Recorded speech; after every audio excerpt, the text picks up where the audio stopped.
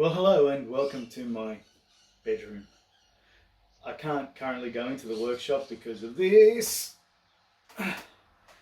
I took off for a sprint while I was training and felt a pop in my leg, snapped a tendon, tore my calf in half, and I've been on crutches for a number of weeks.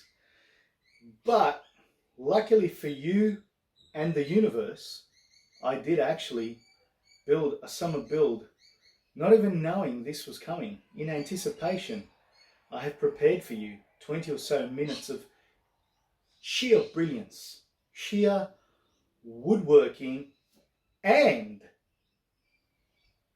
meat smoking poetry in motion. You are in for a treat. Of all 5 of your senses, except for taste and smell, what I have here for you is the build has been built and I have it, and you are going to get a pre-build reveal. What a treat. I actually feel jealous. I wish I was you watching this right now. But before we do the reveal, I'm going to tell you what it is. Okay, I'm not doing cocaine, right? I've got an itchy nose. That's all it is. But before I do the reveal, I've got to let you know what it is. It's an Esky. Now that's pretty summer builds, right? Esky, summer. But you know, Eskies are crap. They're just crap. And the Americans buying them off us didn't make them any better whatsoever. What was I saying? Yeah, I don't know. Yeah, right. So you need an Esky, but the normal Eskies you buy are either too small in length or in width, so you can get ones that are long enough but they're still really narrow, so you kind of got to sit the brisket on its side, and when you pull it out it's a little bit munted and, you know, crap like that. They also have this annoying drainage tap, this drainage hole that fills up with fat. That's no good and always leaks. So when you're catering and you take them out, they leak. Who wants to listen to me talk versus watching me build? I'm guessing no one. Let's pull it out for you. I'm going to lob it out. I'm going to whip it out. Look at that, guys. Ooh. Maybe I will do some, oh crap, maybe I'll do some beauty photos for you, but yeah, that is just sheer brilliance. Anywhere you take this to, people are just amazed. They're just amazed. And let's open her up. And there we go. The leather straps hold it in place so it doesn't open too far. And it's all nicely lined inside. And it's made out of some beautiful recycled cedar. Smells cedary. Let's get into the video. This intro is too long already. Rightio, ladies and gentlemen.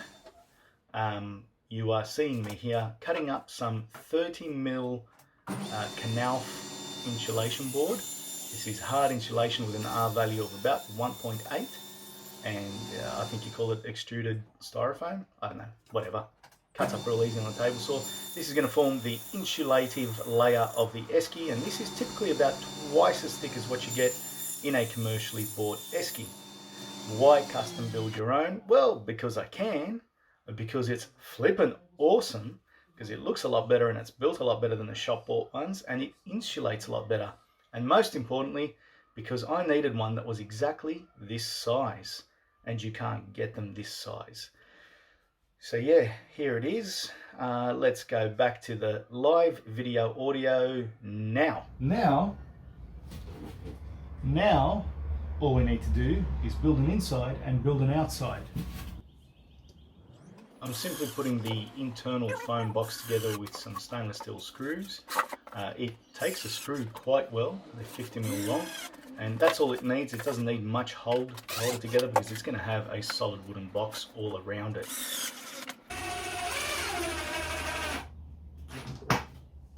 Okay, there we have it.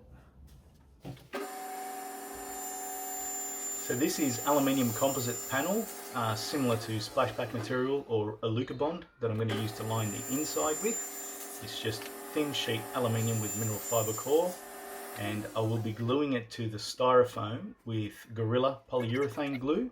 It's the only glue that works and doesn't harm anything, and you can see I'm wetting one side and applying the glue to the other side because the polyurethane dries in the presence of moisture. Excuse the cars and the crows in the background. Yeah, that's just how it's going to be for this one. So yeah, just simply glue that together, and I've cut it so that the panels will actually clamp it once they're in place, like kind of like a folding box. That's it, done. That's the inside of our brisket esky, all set up. Ooh. Alright, my next step's going to be to mill this bad boy square, straight, flat, parallel on all four sides, and then I'm going to start resawing it in slices like this on the table saw at about 13mm thick, and join all those together and make the outside of the esky.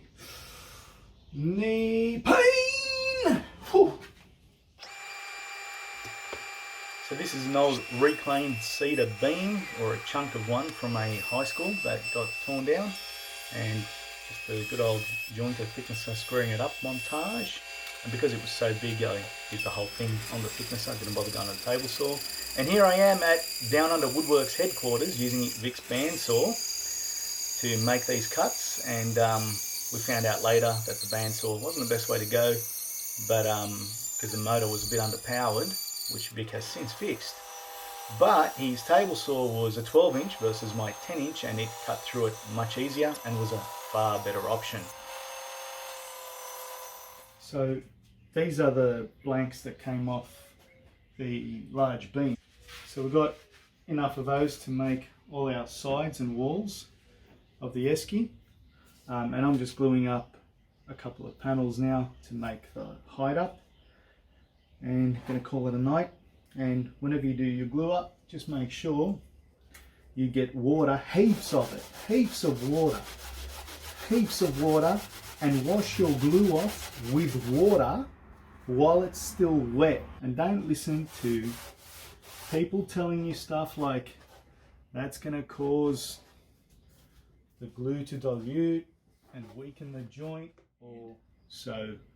Just wash the glue off and everyone's going to be fine.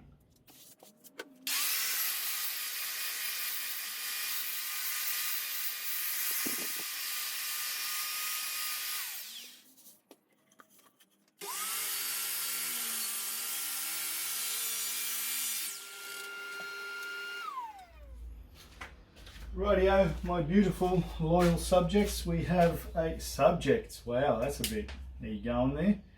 We have a big mitered box glue up here, and I have you on a fairly awkward angle because that's the only way I can capture the action, and my goodness, will there be some action.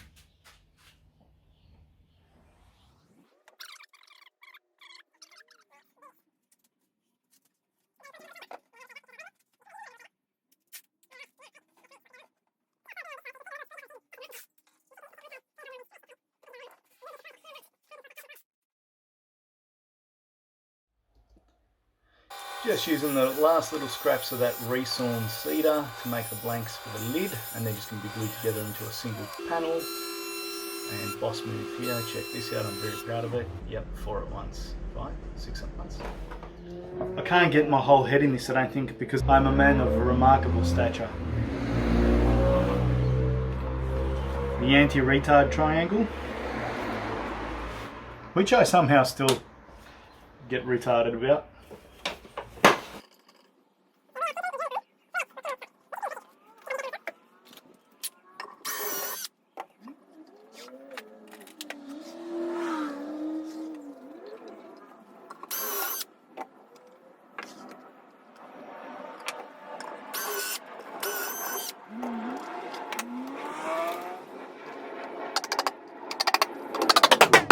Alright, I'm sure you get the idea. I'm going to do that another 1, 2, 3, 1, 2, 3, 4, 5, 6, 7 times.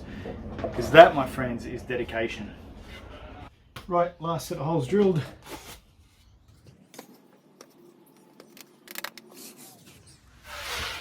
And that alignment is as close to perfect as you're going to get. And there is no way on earth I would get that with the domino or with just buttoning these up together and putting clamps on the ends and gluing them. Dalmax, awesome. If you haven't got one, get one. Don't lust for a domino because they're not as good. The Dalmax is better and it is cheaper. Just some white silicone, detergent water spray and a paddle pop stick. Cleans up the inside, and always use good quality silicone because, yeah. This is the lid. I'm working on the lid now, and I'm going to put a frame. This is the underside of the lid. I'm going to put a frame all around it like this, where I'm going to have, what do you call this stuff? Foam, polystyrene, seal all the way around so that we have a perfect thermal seal, and then we've got a piece of Alugabond, a piece of aluminium that's going to go inside there and seal it all up in terms of hygiene-ness. Okay, we are at that glorious stage now. I've skipped a few steps, I'm sorry. I have glued the Esky inside using the polyurethane glue, and I glued a base. So now I've got to cut the lid out. Going to separate the lid from the body here, and I'm just using the same method you would for a jewellery box or a pencil box sort of thing. Splitting it on the table saw very carefully all the way around, and you just saw me marking what I thought might be the right height, because I just eyeball everything and that works for me. And this last cut, there's no support, so you just got to be real careful, and if you're an armchair warrior, probably don't try it. And make sure you tell me how dangerous I am. So that's what we want, a nice little 10mm lip all the way around, and then this lid can drop straight into there, like that. I decided that my miter joints here were too weak. Plain end grain miter joints like this were never going to be strong enough. The idea was the polyurethane glue was going to be a secondary support. I need to reinforce these, and I've started by using the Dalmax to put these 45-degree dowels through, and they literally look like stitches and work like stitches. They'll hold that miter joint together nice and tight.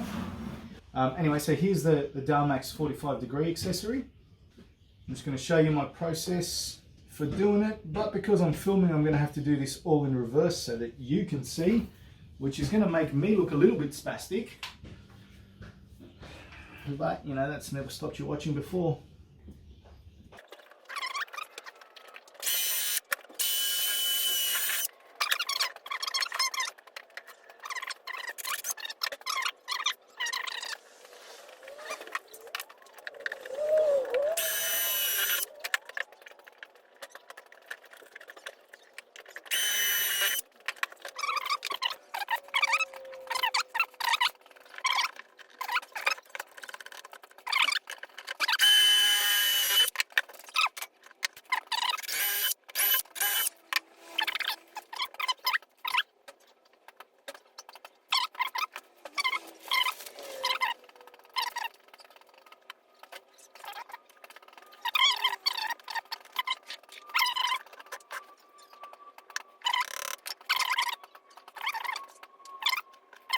Later that same evening.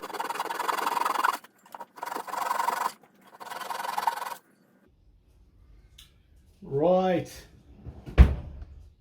my friends, fans, and greatly beloved YouTube patrons. So we have our, what is it, 32 by 20 angle. It's just loosely sitting there at the moment. And this is what I'm going to use to dress off this face. I'm going to glue it down with the polyurethane after I've painted it white. So I do have witness marks, there they are. Line my witness marks up, and then my lid should nest in there nicely. There it is. And we have a nice what do you call it, thermal seal all around. Then the frame of the lid goes next, and that should fit perfectly, and it does. And then this panel that I've cut, made from my offcuts, is going to glue in there. We should have a really nice friction fit.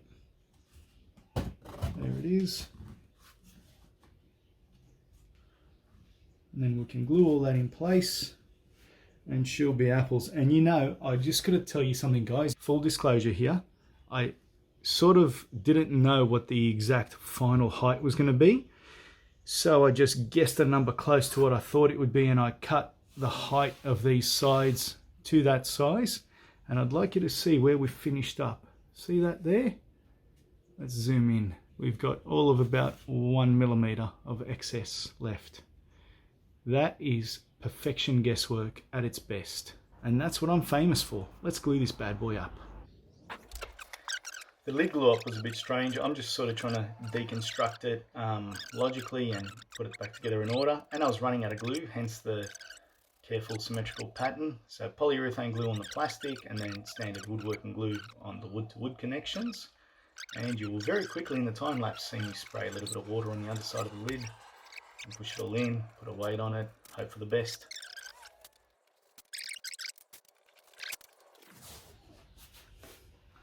Ooh, we'll give this a little while, and then we'll whack on a set of handles, set of hinges. Bob's your uncle, Mary's your auntie, Roger's that bloke everyone's asking questions about. Just a couple of coats of water-based poly for the outside. And I also did this for the lid. And there's my new drill press, and I'm just drilling some holes into some thick tanned leather here, which I'm going to be using as the stays to stop the lid flinging all the way open and tearing itself apart. Love that little Bosch drill press, by the way. And I'm going to screw it to the Alugabond panel just with some of those big washer head screws. And they bite in real nice, and this worked absolutely perfectly, and I think it'll be hygienic enough. Let's flip that the right way up and see how we did. Take 3. I chopped my entire head off on take 1. I chopped that much of my head off on take 2. Let's see if I'm actually in shot now. Anyway, let's see how it goes, eh? Perfect. Can't tell you how happy I am with my little Esky. I've built some pretty awesome things.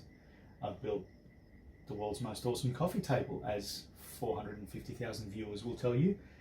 I've, built pieces of furniture that have gone into galleries. I've built things that have 4 zeros on the end of them, but nothing is as cool as this. I love this, and this probably won't be the last one. I'll probably be doing it commercially.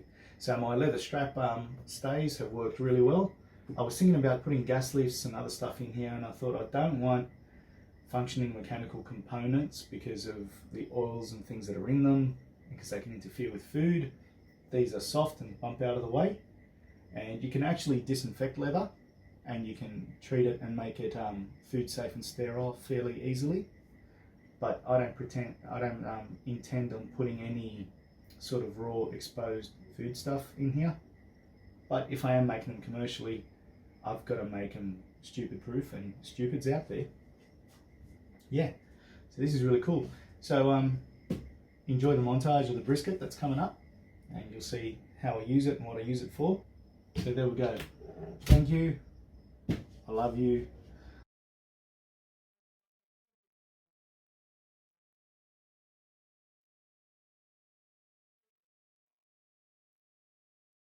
Time to get the old Jim Bowie going.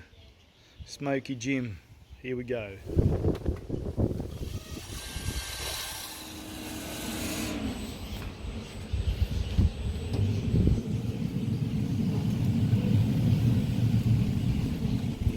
Two hours in, let's see how we're going.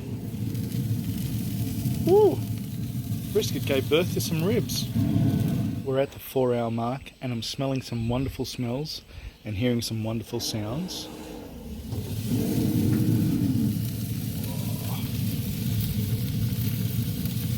Got some burgers. Look at those ribs. Got a nice pull there. They'll still be tough as, and a lot longer. But it's time for the Texas cheat on this bad boy now.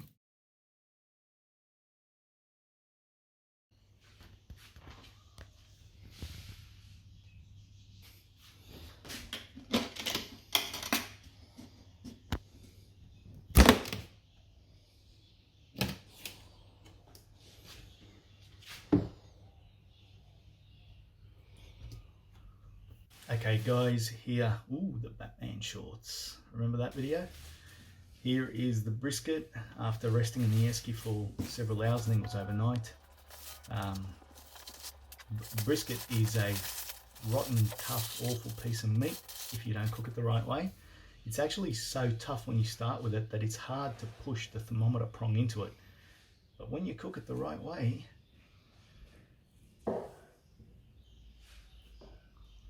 ooh, yeah, that was good. So that bark on the outside is basically just concentrated smoky beef. Has a bit of a Vegemite quality to it. And it's just amazing. And here I'm trying to do the, yeah, failed. I was trying to do the bend test. It snuck in a cheeky little piece there. And it didn't bend, but it is as tender and juicy as can be. Check this out. Yeah. That is one magnificent piece of meat. No, that's what she said jokes, guys, please, thank you. This is look at that. Focus. Focus. There we go. Look at the marbling. That's kind of like me in cross section. And here's a piece of lamb, a lamb shoulder that was smoked for 8 hours. And lamb in the smoker is a thing of beauty, just taken off the rope where I tied it. Watch this, no knife needed. Just, man. If you do crock pot lamb, comes out mushy and stringy. If you do it in the smoker, firstly you get that smoky taste, but you get a good bit of texture to the meat. Anyway guys, thanks for watching. I'm going to go and enjoy a good feed right about now, and love you all. And unsubscribe if you don't like me. I don't give a stuff. Subscribe if you do. Can't guarantee I'll ever make another video, but we'll see how we go, eh?